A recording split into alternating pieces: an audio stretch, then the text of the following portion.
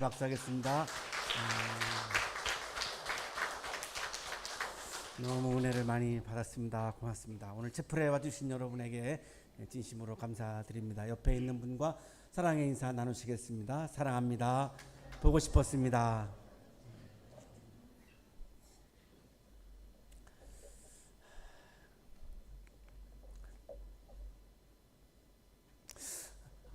아직은 도스토옙스키라고 하는 작가를 뛰어넘은 작가가 없다. 저는 개인적으로 그렇게 생각을 합니다. 정말 천재 작가이고 오늘날 우리 한국에서 살고 있는 그리스도인들에게도 어마어마한 메시지를 주고 있는 그런 천재 작가인데, 이 까라마조프가의 형제들이라고 하는 작품에서 이 까라마조프의 친척입니다. 이 알렉산드로비치라고 하는 사람이 나오는데, 이 사람이 조시마 장로에게 묻습니다. 여기 장로는 오늘날의 한국교회 장로하고는 다릅니다. 이 성직자에 해당합니다. 어떻게 하면 내가 영생을 얻을 수 있겠습니까? 이런 질문을 조시마 장로에게 합니다. 우리 모두의 또한 질문이기도 하죠.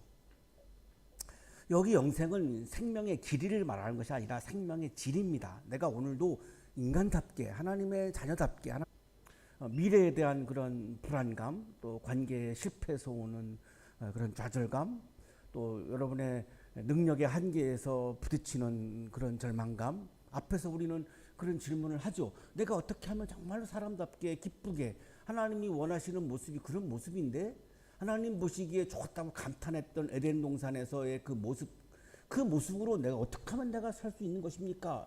이런 질문을 하는데, 이 알렉산드로비치도 똑같은 질문을 한 겁니다. 이 조시마 장로의 대답이 참 놀랍습니다. 우리가 굉장히 주목할 필요가 있습니다. 거짓말하지 말아라 이겁니다. 무엇보다도 자기 자신에게 거짓말을 하지 마십시오. 자기 자신에게 거짓말을 하고 그 거짓말에 귀를 기울이는 자는 결국 어떤 진실도 분간하지 못하게 되며, 그리하여 자기 자신도 타인들도 존경하지 않게 됩니다. 사랑하는 법을 잊어버리게 되고 결국 짐승과 다름없는 죄악의 소굴로 빠져들게 되는 법입니다. 어떤 분들은 내가 거짓말을 해가지고 다 상대방들을 속이면 내가 능력이 뛰어나구나 이렇게 생각하는 사람들도 있는 것 같습니다. 내 거짓말이 통하는구나, 이게 내 기술이구나 이렇게 생각하는 분들도 있는 것 같고요.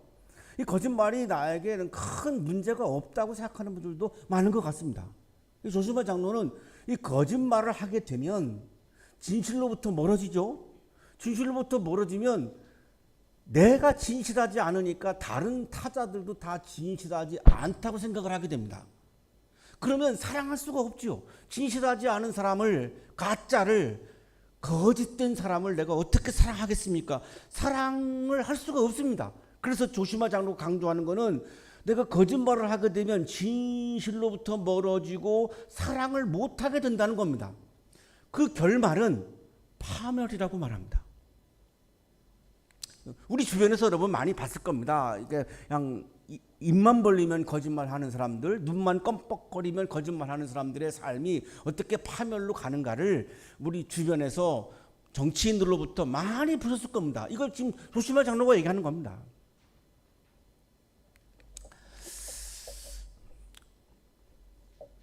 영성이라고 하는 것은 묻는 겁니다. 내가 진실한가?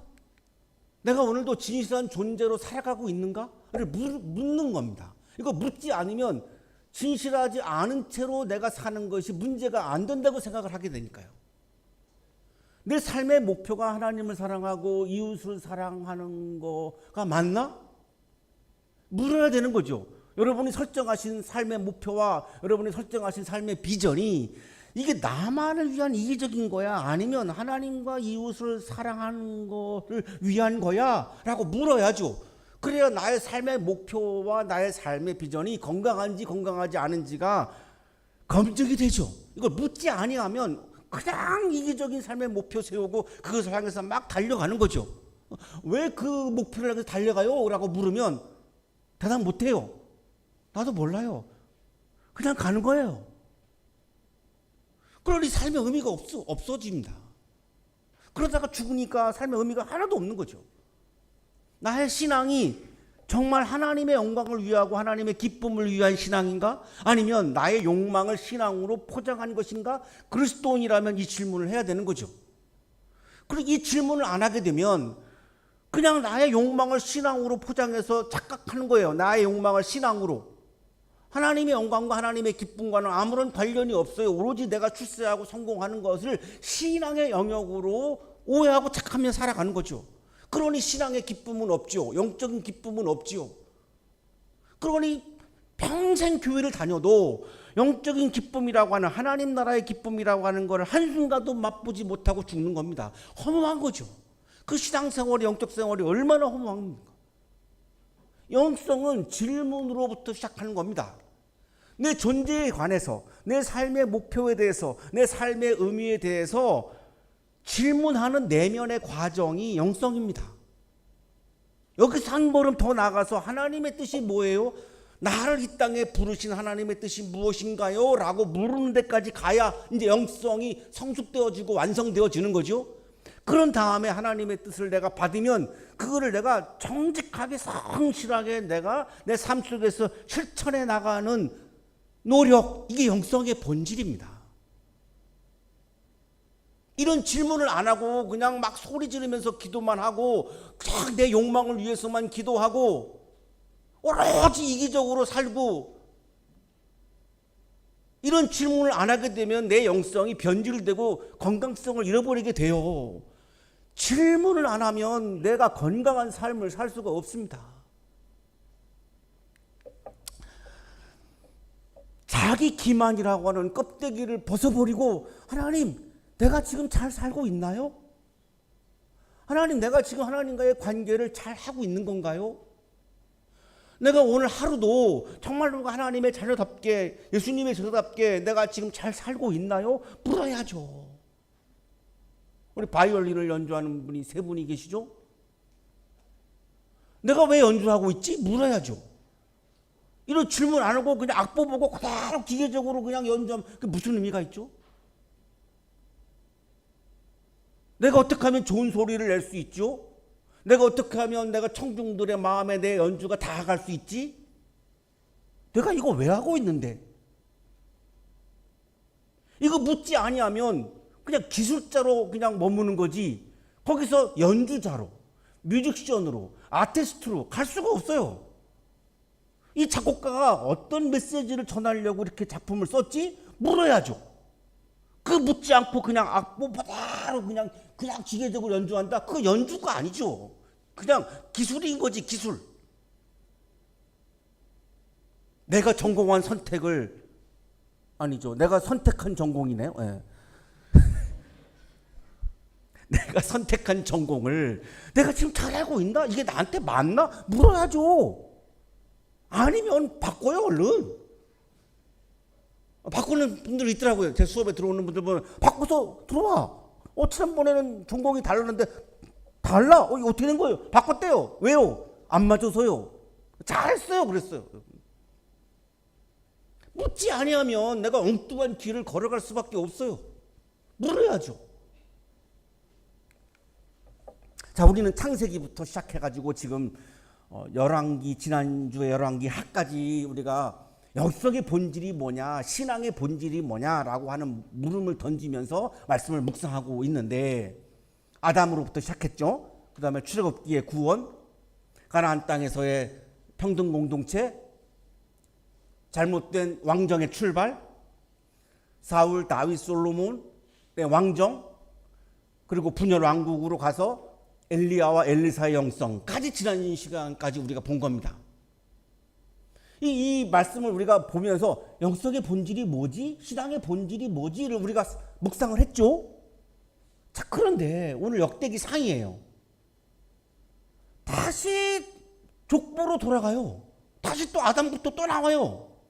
역대기로 가면 1장부터 9장까지는 족보가 나오고 10장부터 26장까지는 다시 다윗에 관한 말씀이 또 나옵니다. 이미 우리가 봤는데 왜 그럴까요? 역사를 다시 쓴 거예요. 왜요? 바벨론 포로기를 70년을 살고 예루살렘으로 돌아가는데 페르시아의 노예거든요, 여전히. 어마어마한 강대국의 노예니까 정치적으로 해방할 기미가 전혀 안 보였어요. 정치적인 공동체 회복은 불가능하다고 본 거죠, 이들이. 그럼 우리들의 희망은 뭐지? 우리들은 신앙 공동체가 있잖아. 하나님의 백성이잖아. 하나님은 우리들의 하나님이고 우리는 하나님의 백성이라고 하는 신앙 공동체가 있잖아. 그래, 이것이 우리들의 정체성이지. 이거를 깨닫고 역사를 다시 쓴 거예요. 사무엘 상하, 열왕기 상하를 그래서 신명기 역사라고 부르고 역대기 상하를 역대기 역사라고 부르는데 사관이 다른 거예요. 완전 관점이 달라요. 그래서 오늘 우리가 보려고 하는 다윗도 신명기 역사에서는 왕으로 묘사합니다. 왕이 어떻게 통치했는가를 묘사해요. 그래서 뭐 밧세바와의 불륜까지 막 다 나와요. 거기에는 부정적인 게 막 다 나와요. 아들이 막 쿠데타 일으키고 뭐 난리도 아니었어요. 뭐 블레셋으로 도망쳐가지고 막 자기의 고국 치려고 그랬고 다윗의 이런 아주 좋지 않은 모습이 다 나와요. 그런데 역대기에 오면 그게 다 빠져요. 오로지 역대기가 관심 갖고 있는 것은 영성가로서의 다윗이에요. 정치적인 거를 묘사 안 합니다. 이 사관이 완전 다른 거예요. 그래서 지금 다시 우리가 이 족보를 쭉 봤음에도 불구하고 다시 나오는 거예요, 이게. 자, 그래서 다 볼 수는 없으니까 이제 한 군데만 우리가 이제 이렇게 보는 거잖아요.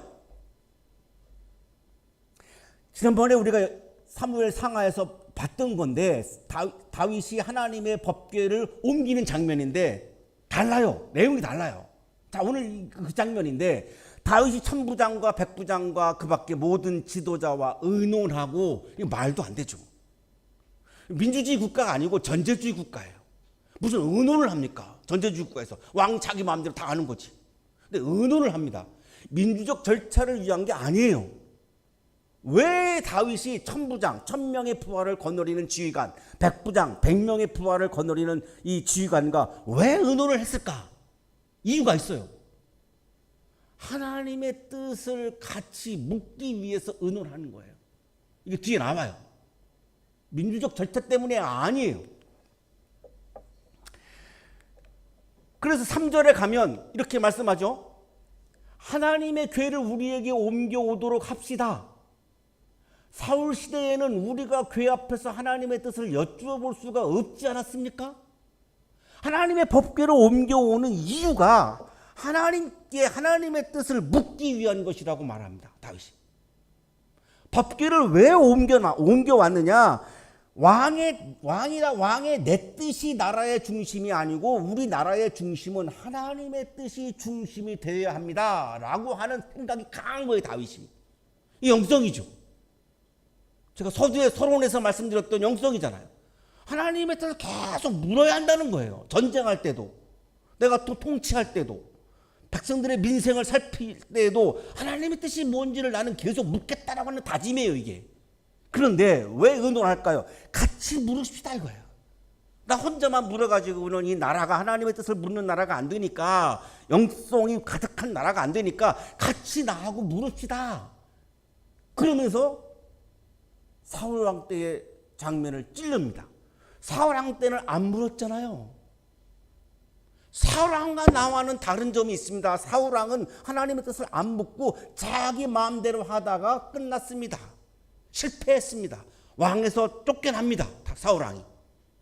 그 쫓겨난 이유를 하나님의 뜻을 묻지 않은 것으로 얘기하고, 자, 그렇기 때문에 나는 그걸 봤기 때문에 나는 하나님의 뜻을 묻는 왕으로 나는 정치할 겁니다. 우리나라는 하나님의 뜻을 묻는 토대 위에 세워지는 나라여야 합니다. 이렇게 지금 말하는 거죠. 하나님의 뜻을 묻는 것을 나라의 토대, 기반으로 삼겠다는 거예요. 구약주석가 임태수 교수가 이걸 확인해 줍니다. 언약궤 운반의 궁극적인 목적이 모든 백성이 언약궤 앞에서 하나님께 묻도록 하는 데 있기 때문이다. 왜 언약궤를 옮겨왔느냐? 그 언약궤는 하나님의 인재를 상징하는 거니까 그 앞에 가서 하나님의 뜻이 뭐예요? 라고 묻기 위해서 옮겨왔다, 이렇게 말하는 겁니다. 늘 하나님의 뜻을 묻겠다는 겁니다. 이게 영성이에요. 사울은 묻지 않아서 실패했기 때문에 나는 묻겠다. 여기 묻다라고 하는 히브리어가 나라쉬라고 하는 단어인데 히브리어인데 역대기에만 43회가 나와요. 다른 성경에는 잘 안 나오는 단어인데 여기에만 43회가 나와요. 그만큼 질문을 강조하고 있는 겁니다. 역대기 역사는 질문을 강조하는 거예요. 사울이 하나님의 뜻을 묻지 않은 것을 범죄라고 말씀합니다. 역대상 10장 13절 14절입니다. 사울이 죽은 것은 여호와께 범죄하였기 때문이라 여호와께 묻지 아니하였으므로. 하나님의 뜻을 묻지 않은 게 범죄라고 말씀하죠. 우리 그런 생각 안 하고 살죠. 여러분이 주목하는 관심 갖는 범죄가 뭐예요? 여러분이 그리스도인으로서 생각하는 범죄가 어떤 걸 여러분 범죄라고 생각하세요? 역대기 역사가는 하나님의 뜻을 묻지 않는 것을 범죄라고 말씀하고 그것 때문에 그 범죄 때문에 하나님이 사울을 죽게 했다는 거예요. 이렇게 말씀하는 거예요. 놀랍죠? 그래서 도스토옙스키가 그렇게 얘기한 거예요. 묻지 않는 것이 범죄라고. 똑같은 얘기예요. 그러나 다윗은 하나님의 뜻을 묻죠. 그리고 혼자만 물은 게 아니라 공동체가 함께 따라오게 하죠. 그게 왕이죠. 그게 리더이죠. 혼자만 하면 뭐합니까? 이게 리더인데, 리더잖아요. 같이 하게 해야죠. 그거 못하면 리더가 아니죠. 다윗이 하나님께 물어 이르되 내가 블레셋 사람들을 치러 올라가리까? 전쟁할 때도 물어요. 다윗은 자기 마음대로 전쟁 선포하지 않아요. 이거 내가 전쟁하는 게 맞나요, 하나님?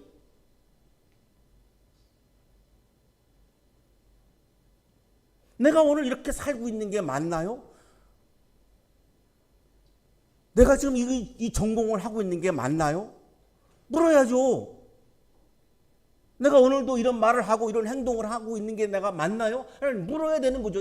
이게 묻지 않으면 영성의 세계에 들어갈 수가 없어요. 그냥 내 착각 속에서 그냥 신앙생활 하는 거예요. 이것이 그냥 옳은 것으로 알고. 물어야 되는 거죠. 다윗은 지금 매사에 묻는 거예요. 일상에서 그냥 하나님께 뜻을 묻는 거죠. 그랬더니 온 백성이 옳게 여겨요. 이거를 옳게 여겨요. 그리고 온 회중이 그렇게 하겠다고 대답을 해요. 그래서 온 나라가 하나님의 뜻을 묻는 토대 위에 세워지는 나라로 가겠다를 선언하고 있는 거예요. 하나님의 법궤를 앞에서. 이게 왕으로서의 다윗이 아닌 영성가로서의 다윗을 역대기 역사가가 지금 기록하고 있는 거예요. 묻는 게 영성이라는 거예요. 이거를 강조한 철학자가 독일의 한나 아렌트예요.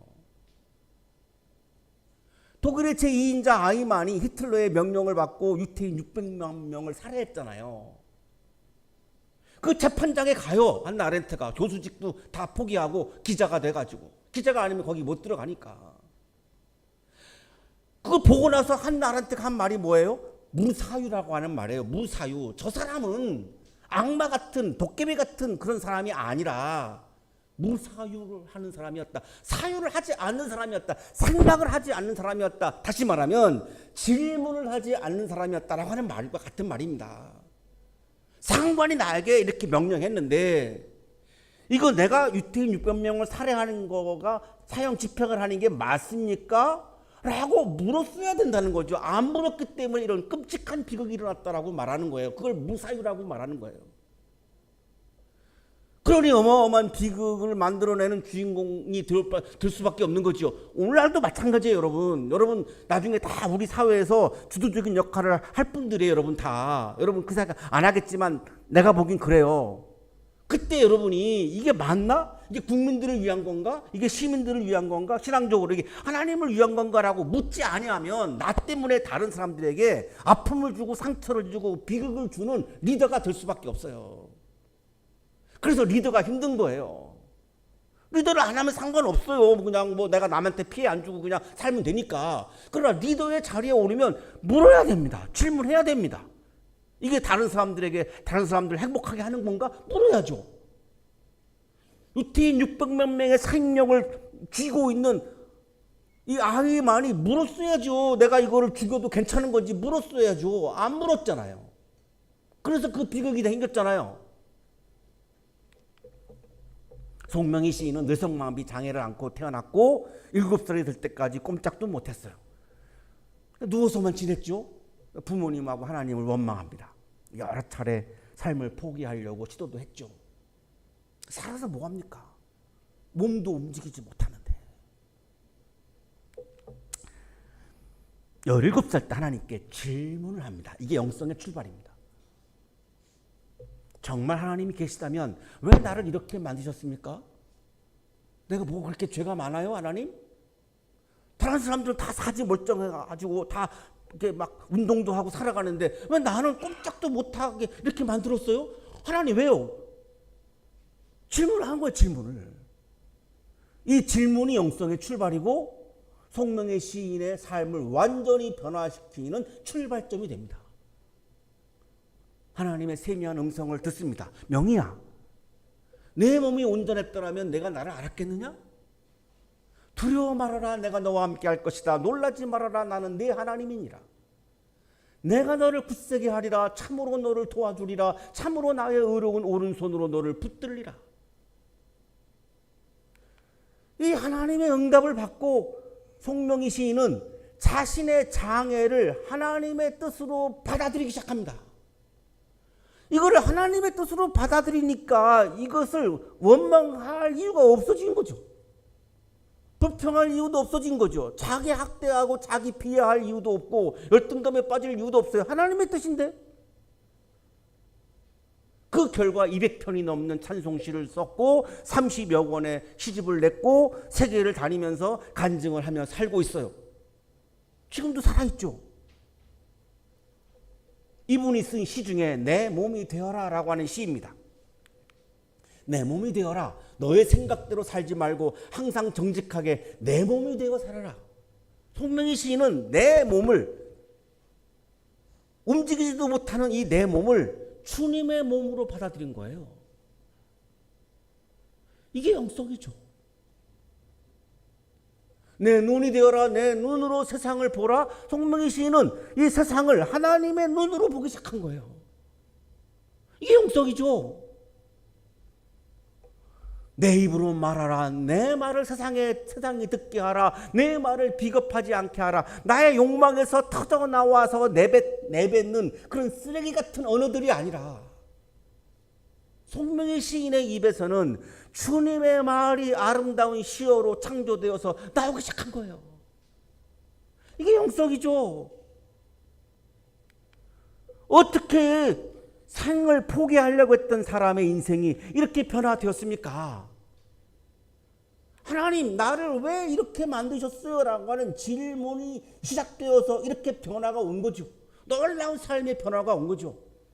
이 질문을 하면서 나의 뜻을 내려놓고 나의 관점을 내려놓고 나는 형편없는 존재로 태어났어라고 하는 이 나의 생각을 내려놓고 아니야 명희야 내가 너를 도와줄 거야. 다 이유가 있어. 나의 이유가 있단다라고 하는 하나님의 뜻을 받아들이는 순간 송명희 시인의 삶은 완전히 이렇게 바뀌었습니다. 사랑하는 한양 가족 여러분, 선택의 순간마다 나의 뜻을 내려놓고 하나님의 뜻을 묻는다면 여러분의 삶 가운데서도 삶의 변화와 성장이 일어난다라고 하는 겁니다. 이걸 묻지 아니하면, 질문을 하지 아니하면 나의 삶은 엉터리 같은 삶으로 전개될 가능성이 너무나 많아집니다. 묻어야 됩니다. 채플은 여러분이 하나님의 뜻을 묻고 삶으로 실천하는 영성을 훈련하는 자리예요. 한 학기 동안 이 자리에 오셔서 하나님께 묻고 하나님의 응답을 받고 하나님의 뜻을 내가 실천하는 다짐을 하고 하는 이 영성의 과정을 경험하면 이번 학기가 여러분의 인생을 뒤바꿔 놓는 놀라운 변화의 자리가 될 수 있어요. 하나님의 뜻을 묻는 참된 영성이 여러분의 삶을 아름답고 멋진 삶으로 인도하시게 되기를 간절히 축원합니다.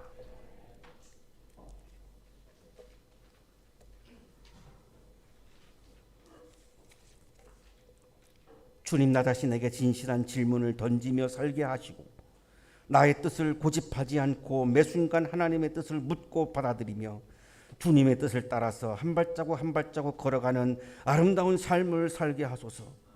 예수 그리스도의 이름으로 기도하옵나이다.